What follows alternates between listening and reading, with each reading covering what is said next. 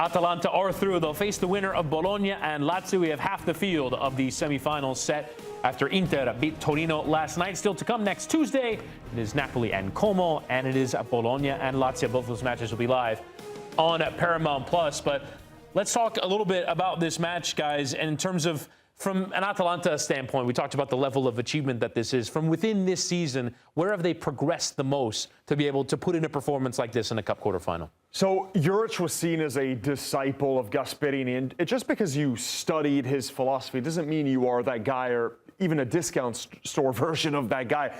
Atalanta under Juric looked very normal. They looked very beatable. That magic spark that they've had under Gasperini is back now with Palladino. They look every bit as good as the team that we watched for 9 consecutive seasons, that punched above their weight every single campaign, that had a mid-table wage bill and still were able to win major titles like a Europa League final. So this team looks like they're back. And I think Palladino's been smart because he's still adapting to some things that we saw really well under Gasperini. The man marking and high press, sometimes you still see it. But Palladino is also a manager that I remember last season at Fiorentina. When he faced the big team, he had no problem sitting back. So he's someone that adapts based on who you're facing, which shows you he's not stubborn in his ways. He's not trying to be this philosopher that it's my way no matter who we play against. And he does have that tactical flexibility. And he's also very confident in his ability. We were just talking off air. He left Fiorentina, and he got them into 6th place. You could see where Fiorentina are now because he didn't believe in the project. And they asked him about this Atalanta job, and he said, I had it studied. I knew the formation that I wanted to play with this team. I thought my skills were good with what was at display, what's at his ability, right, for this squad. You look down the spine of the team. It's extremely strong. Carnesecchi, for me, one of the best goalkeepers that we have in Serie A. Midfield, Ederson and Darun, 2 phenomenal midfielders. And then up top, Scamacca, a goal scorer, a pure goal scorer. CDK, again, another creative player. They just brought in Raspadori. This team has sneaky good pieces. That's why even in the Champions League, I've loved watching them. I don't think they're a team that you want to face. Maybe they're not being talked about in the top 4 position right now in Serie A, and we've come to expect them to be there, and we say it's disappointing, but they're a team you never want to play and you never want to roll out, but it's just the cleverness of Palladino. You said it, his adaptability. He's not scared. It's not that you compromise your philosophy. He's just aware of the situation. He's aware of who he's going to play, the opponent, and he's not stuck to one philosophy. He could adapt, he could change. He's one of the brightest Italian coaches that we have in Italy.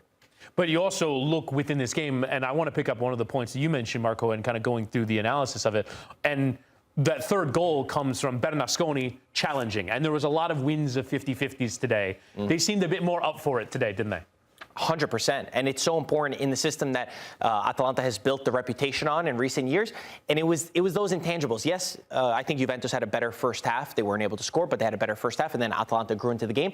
But they were doing those things ever so well. Wingbacks are crucial in this system. Bellanova, we saw how he's the one who got the assist on the second goal. And Bernasconi, another player that comes from the youth team. That's been a theme that we're talking about in Italian football, finding solutions to players on the bench when they've had injuries. This is a team that was also dismantled with injuries at one point in the season, especially in defense. Martin Darun had to step in 1,000,000 times and play in defense. So they're able to adapt, they're able to change, and they bring that edge that I think some teams often lack, and they're deservedly in the semifinal. I love to see them do this, and I want to see them go and lift the trophy. You know, this could be a blessing in disguise for Juventus, and sadly, Juventus have had 2 consecutive exits that have been embarrassing in the Coppa Italia. This one less so than last season when they bowed out at the hands of Empoli's C team. I forgot about that. I remember very well because I was in this exact spot. Yeah. That was embarrassing. That was truly one of the biggest lows that Juventus have had.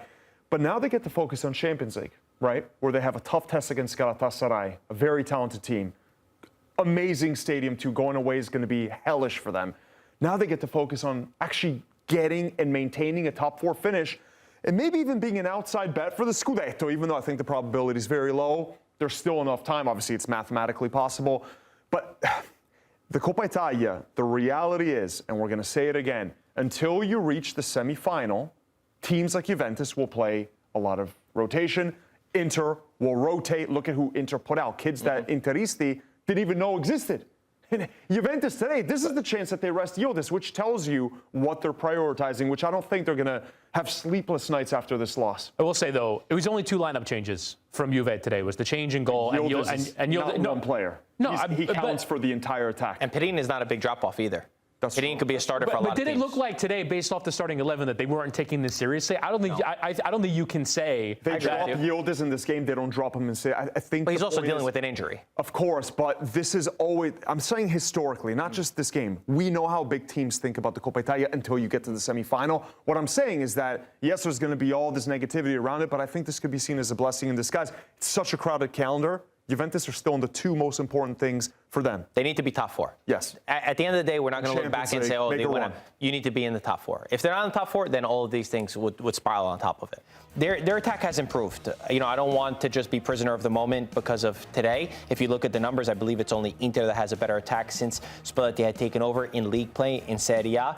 But absolutely, in games that are decided by the details, in games where you're playing against really strong opponents, and where your opponent was very clinical, Atalanta were clinical in their moments, this is what's going to happen. Yeah, it's kind of funny when you look at the numbers. The expected goal is actually in the favor of Juventus, despite the fact that they lost the game by 3-0. And that just happens sometimes. That's football. But you mentioned sort of that need to maybe go find another striker. Are we maybe a bit hyperbolic about the success that Juve have had until now? Are there still many steps left to go for them to challenge at a major level within Serie A and in Europe as well? What's a major level? Are you talking about Champions League or are you talking about Scudetto? Scudetto. The problem is, Chris, right? Okay, so they got rid of Douglas Costa and Nico Gonzalez, 2 of the guys they only signed last summer. The issue with this team is because they've had so much turnover with managers, with directors, they have all these grand plans. They spend $250 million on players that then the guy who takes over is like, I don't know if I can work with these guys, and they get rid of them and they take a loss on their investments. I mean, this is the story now every single year. They have spent so poorly. They're actually spending like some big Premier League teams. It's not like, oh, these poor Serie A teams, they can't compete. They spent $250 million last summer. They spent on Douglas Luiz, Nico Gonzalez, and Tun Koopmeiners €150 million. That's crazy money.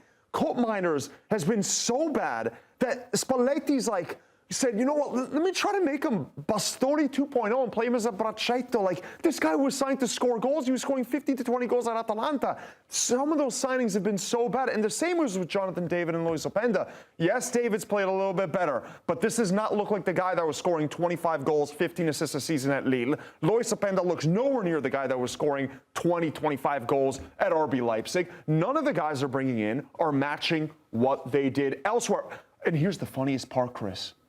The guys that they're actually growing from their youth system, they're the ones that are going off and giving them the most excitement. Dean Huijsen's now at Real Madrid. Kenan Yildiz is by far their best player. They didn't have to go and spend €100 million on him. So they just need consistency from the director, from the manager. They have the right manager now, and I hope that Juventus keeps Spalletti past this season. I know that his contract, Marco, is only until the end of the season. But if they start again in another cycle in the summer, we're going to be talking about the same exact things next year as we are right now, as we did last season under Thiago Motta, and so on and so forth. From a macro view, Matteo's absolutely correct. If we look at just this season, Spalletti's done better than I have expected. And you're going to see slip-ups. I mean, he didn't have a preseason with this team. Again, I think the team has been playing really good football. The group looks united. Okay, you lost to Atalanta 3-0. I think the scoreline is even a little bit of a lie for the way that the game went. That's going to happen. But at least you feel like there is a project. There is a plan in place. It's not going to be every single match that you're going to win.